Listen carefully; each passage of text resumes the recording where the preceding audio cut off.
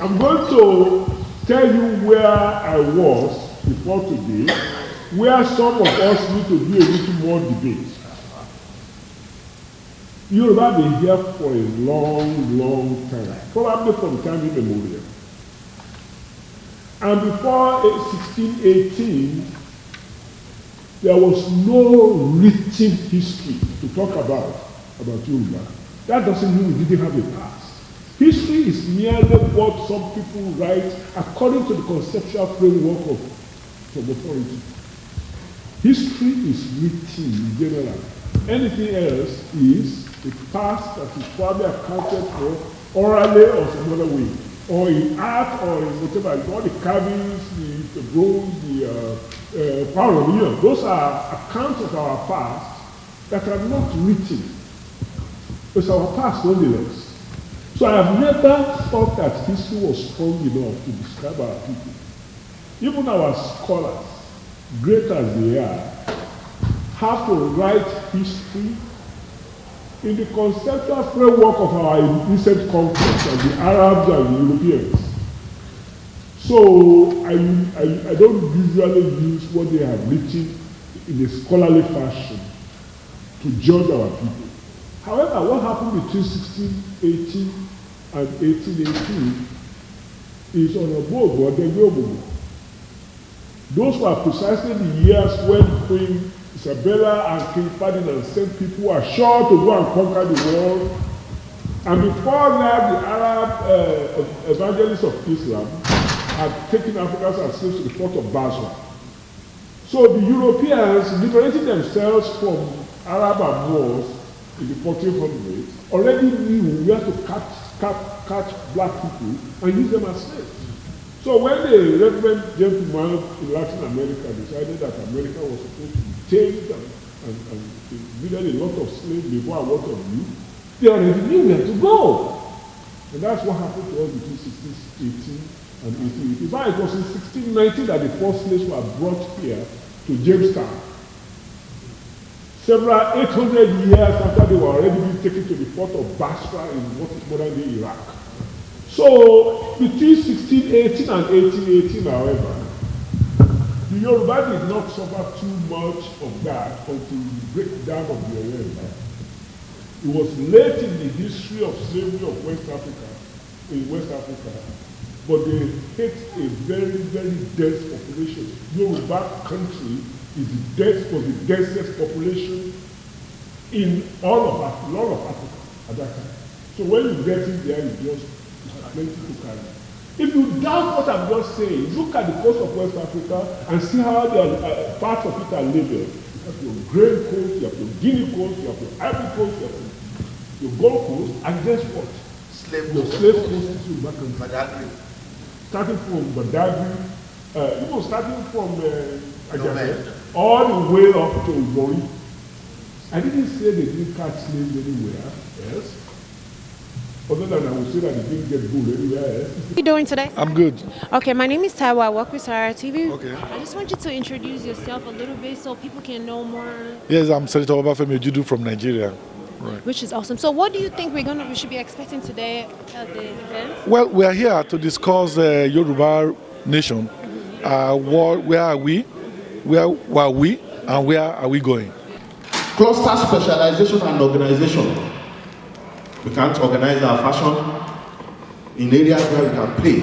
We cannot organize our fashion industry. We can't organize our entertainment industry. We can't organize our manufacturing. There's no proper clustering. There's no proper organization. And of course, the quality of the collaborative process is also very important. State level, regional, national, and global collaborations.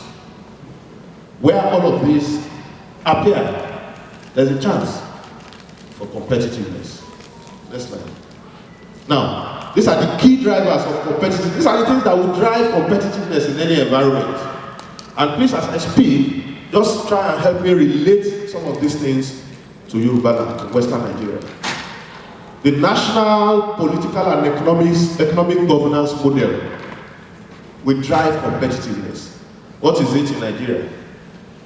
It's completely abstract and almost non-existent. There is no defined national political and economic governance model. Everybody were just running from one pitfall to another, doing one trial and error, and see, like in those days, just play the ball into the 18 and see whether somebody will edit or somebody will use his hand to put it inside. You know, that's what we're doing. Let's just try. None. Effective and efficient governance institutions, supporting economic agencies. Do we have it?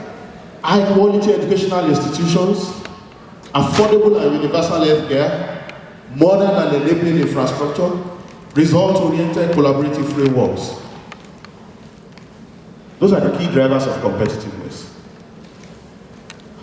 Do we have it in any scale, whether in the country or in our region?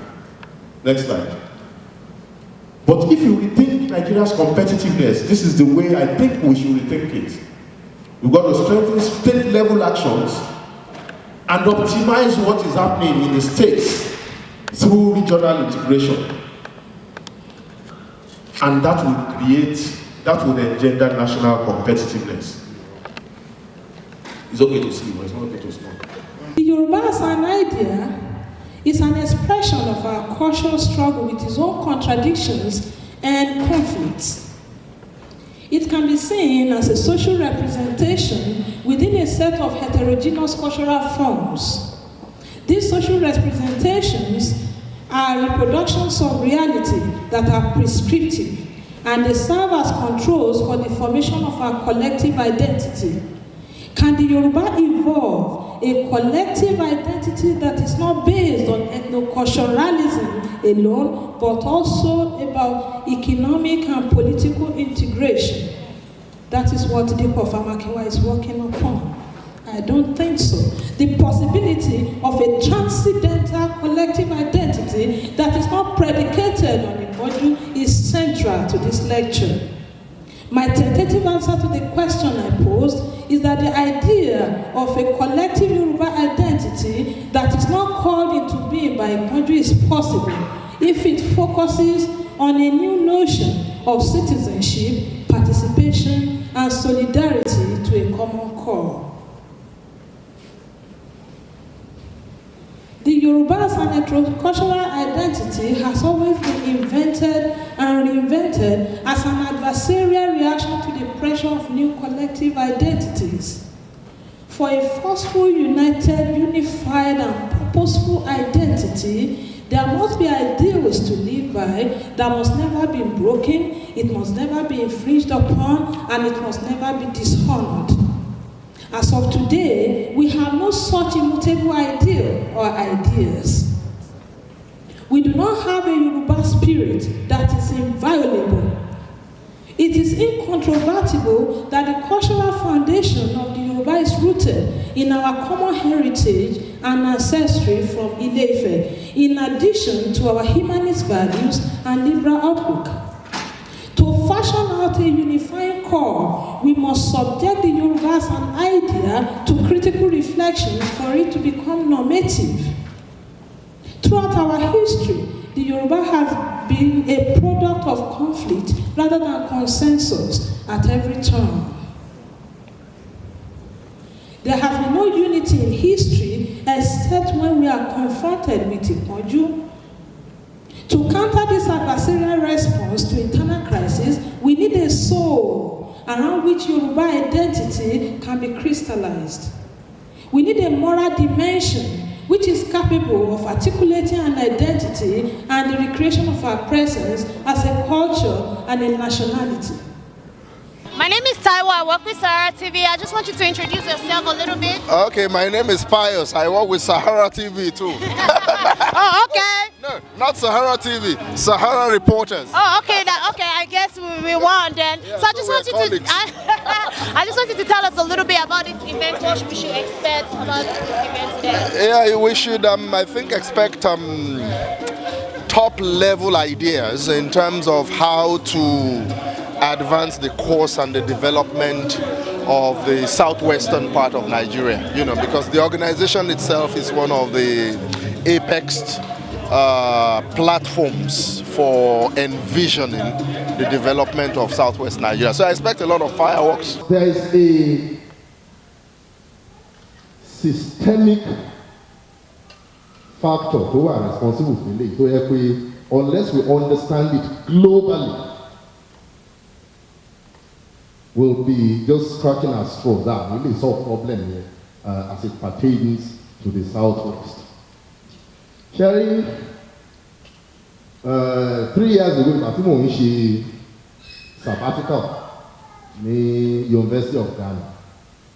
And I worked a lot with the university administration in the University of Ghana because Carnegie, I'm happy that Omoyele is there, Professor Adumbi is there, because some of the comments Mama make, I'm a CDF here. So I'm happy he's there. Now, of course, so one day, who are named Office Vice Chancellor, the University of Ghana. One day, when the vision document of the university, the document you know, it's like 20-year vision of where the university and law strategically. I mean, input. So I saw that thing, I read it, and it probably me 2 weeks later, mo Mbado, mo UI, Olori, Professor Dean of Arts, Faculty of Arts, Professor Laiwola, Director of African Studies, so Faculty of Arts, Institute of African Studies. In between them, that is the production of Yoruba thought, knowledges, values, and you know, the arts and the humanities. So, Orosha Ajeyo, development document, mission document,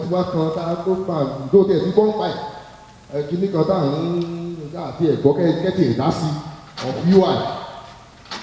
Tell that document here. She know that be photocopy.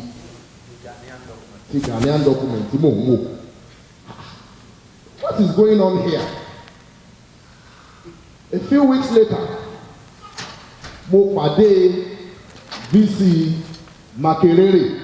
Shetira universities, Edmoshen Kalo, Ibadan, Legon, Makerere, in Uganda. So the foundational universities in Africa.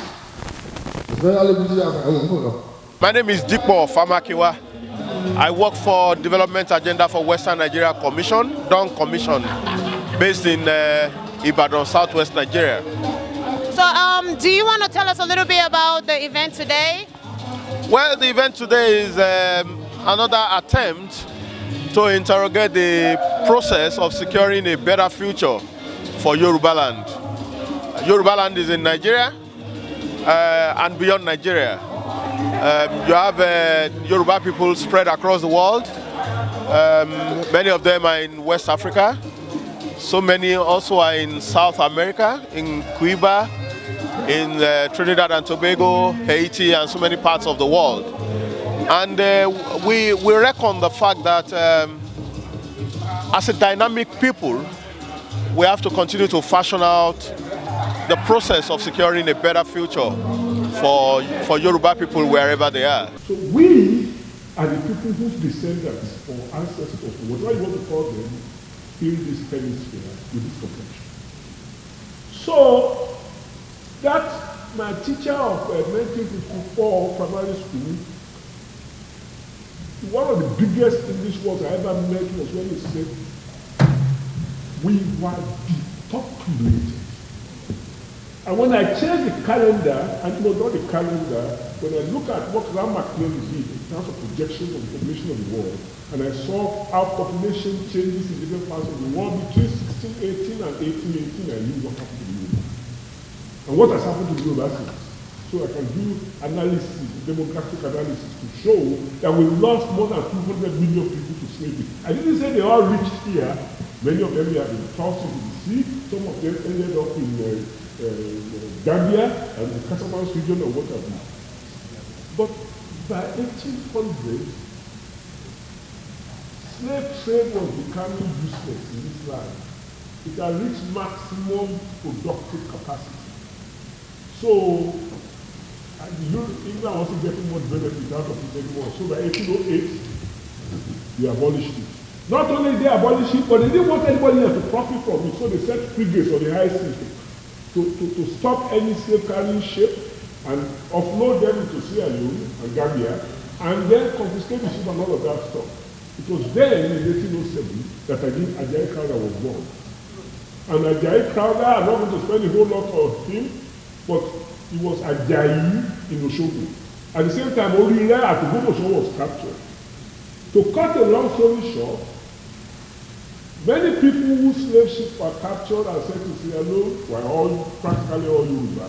Ajayi just married another Yoruba woman there, and they gave birth just Ajayi alone started giving birth to children. Orire married another Yoruba, and they gave birth to somebody who later became T.B. Macaulay. It was T.B. Macaulay that founded the 6 Grammar School Lagos.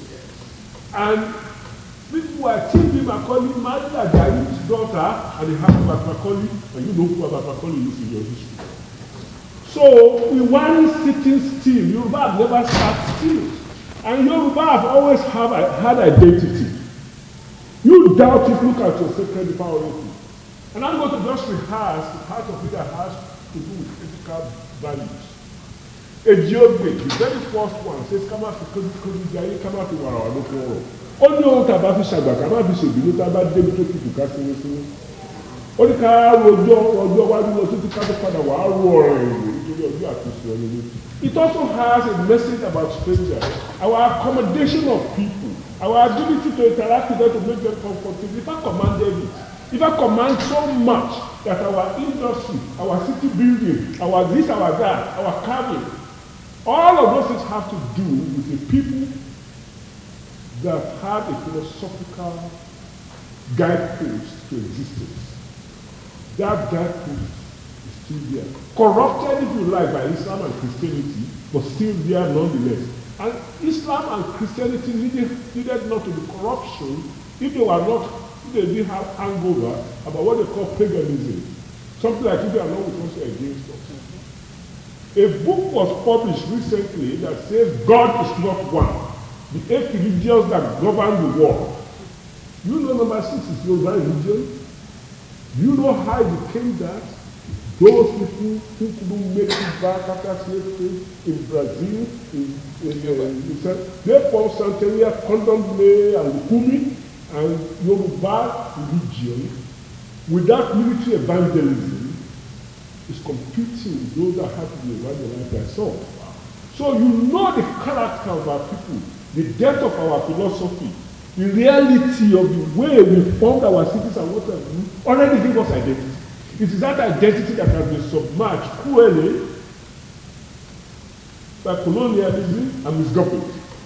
And as I said earlier on, the only government we knew was a government of impunity. So our people who grew up during the government since 1914, they don't know when Yoruba used to govern itself. They just read whatever the Europeans wrote about us. So the only thing we know about the people, we know about this I mean, that is the only way that we know how to govern ourselves so far. Is by going up anyway, to be serious about it, we have to re-examine ourselves. My name is Pius. I'm the coordinator of ARG in Canada. Oh, awesome. So do you want to tell us a little bit about this event today and what we're going to expect and how it's going to help Yorubaland, both in Nigeria and abroad? Yes, this is a very good event, especially for Yorubaland in Nigeria. because it's going to showcase our culture, our people, and it's also an opportunity for us to discuss other issues that are affecting Yorubaland, especially the development agenda of Western Nigeria, the challenges we have. Yeah. We have the DG of the Dawn Commission here, who you just spoke to earlier on, that's Deepo. So we believe this will be an opportunity for us to discuss other festering issues, even political, economic. So I'm looking forward to the event, and I believe it's going to be a very nice one. Oh, I'm looking forward to it too. I'm going to be here all day, and I'm the MC, so you're still going to see me more today. Yes, I look forward to seeing you. Nice talking to you. Thank you, it's my pleasure. I lost one of my greatest friends again, Senator Ojudu, because I tweeted something that he said that was close to my heart about Buhari, and that's the fact that, you see, we all are responsible for whatever mess Nigeria is going to be in the next 4 years, right? And I'm volunteering that I'm responsible because we all somehow thought that this change agenda, as they call it, would take Nigeria to the next level. But we had not even spent 2 weeks when the change agenda started, and things had begun to go southward. And what I'm realizing very quickly is that, you know, sometimes we need to shake things up. And now we can all confront ourselves, as the Yoruba say, that ọdún eégún ti tán àti atọ́kùn àti àwọn tó ń gbégbó wọ́n padà lọ síbi tí wọ́n ti ń ra àkàrà. We have to go back, exactly. We have to go back now to the drawing board, ultimately. A máa padà lọ síbi tí àti ń ra àkàrà ọdún eégún ti tán.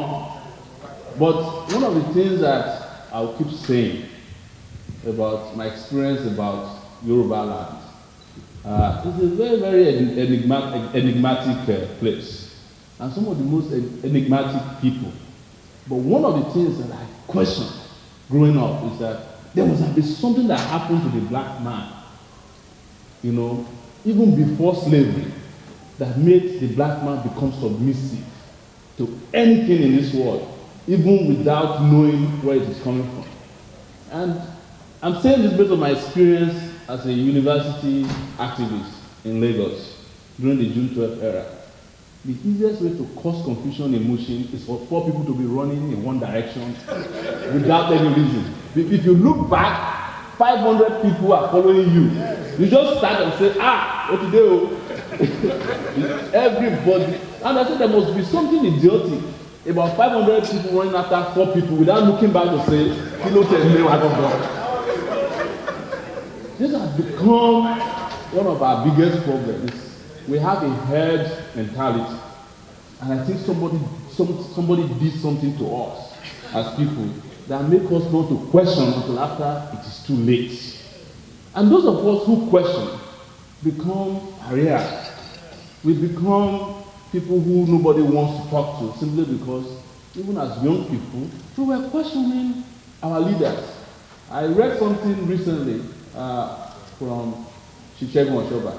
He said, and I don't remember this, that I was the one who nominated Chief Abraham Adesanmi to become the leader of Afenifere.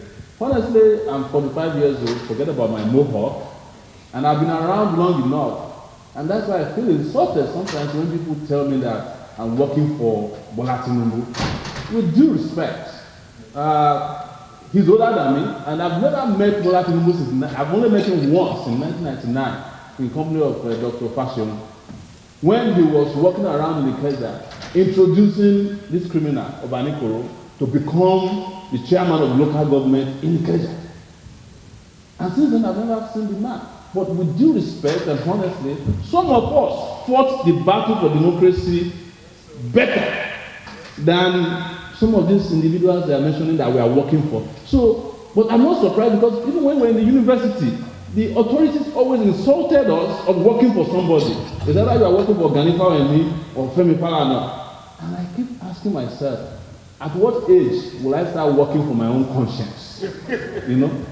By virtue of the Nigerian Constitution, I'm qualified to be president of Nigeria. Does it mean that if I become the president of Nigeria, I cannot think independently and run the country better than any one of these people? I mean, I won't say anything stupid as saying I don't belong to anybody, I belong to somebody. No, but it means that at our age, we should be able to think independently. But let me come back to one of our biggest problems with Yoruba and progress. What has happened, when some of you were talking, you were mentioning sport, that the Nigerian team is now populated by some parts of the country. You mentioned entertainment, that maybe another part of the country has dominated the entertainment, even the banking sector. But you have not mentioned truthfully the most lucrative company in Nigeria today is run by Yoruba people. Religion, the Christians. Last 3 weeks, we did a story on the people that just bought private jets. All of them are Yoruba people. Yoruba, bishops. There's the one in Legbe. What's that man? He just bought a jet for $65 million. Your namesake too, Adeboye, just bought it's true. He just bought another jet, a second jet, by the way, for about the same amount. The other one, Oyedeko, who buys vehicles from schools in America and repaints them with the dough and takes poor people to his church, also just bought another jet. So, what you're saying is we are not fair to the rest of the country when we are saying that they are dominating. Our people are the ones who are mentally dominating and misleading the rest of the country. And that is why you see young people, in fact, it's the churches that have kept everybody from revolting in a way that we can have progress. If you know how many hours people spend on the Lagos-Ibadan expressway, right? Because they have this Holy Ghost thing every month. If you know the amount of man-hours lost to that process alone, you will understand why Yoruba is actually the one misleading the rest of the country. And I saw, let's be honest, during June 12th, it was Yoruba traditional rulers who were going to Aso Rock to go and watch their movies and coming to tell us that they have seen reason. I mean, the Onewa people of, I can't say of blessed memory, it would be wrong to bless his memory. They are the people, so honestly, there's no bad government in Nigeria that has not had Yoruba technocrats involved, helping them to misdirect the government. We have had the likes of Chief Olufalaye, who is now facing, the consequences of his support for the structural adjustment program. And it is because of structural adjustment program that most of you found yourself in this second slavery that we are in today. This is true. Because if not for SAP, most of you will still be home. The naira would not have been devalued, electricity would not have been destroyed, you would have stayed home. Just like Professor Ademola-Olateju said, he wants to go home. I've been around for 16 years. And when I first came here, I met a Nigerian who said he's been around in America for 10 years, and I thought the person was crazy. I said, what are you doing here? But I have been around for 16 years. I've wasted 16 years of my life. Every year, half of the year, I'm depressed because of bad weather. Honestly. Because this is not where we're supposed to be.